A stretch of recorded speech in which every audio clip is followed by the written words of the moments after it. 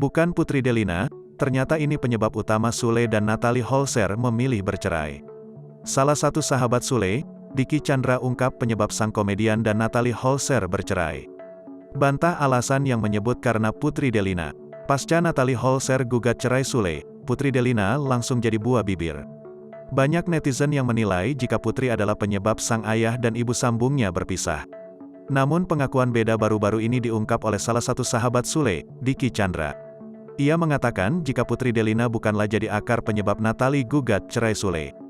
Kalau masalah Putri sama Natalie setahu saya, sudah nggak ada apa-apa, katanya, dilansir Tribun Style dari YouTube Seleb Oncom News pada Sabtu, tanggal 8 Juli tahun 2022.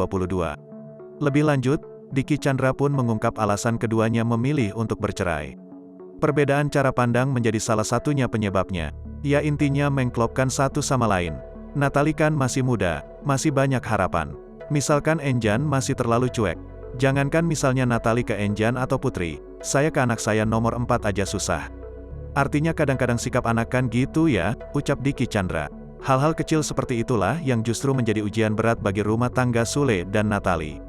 Lebih ke hal-hal kecil yang mungkin untuk sebagian orang itu berat. Dari anak kandung aja itu, berat, apalagi anak sambung. Itulah kurang lebihnya, jelasnya. Selain itu, Dicky Chandra juga membantah isu bahwa Putri Delina jadi penyebab Sule dan Natalie bercerai.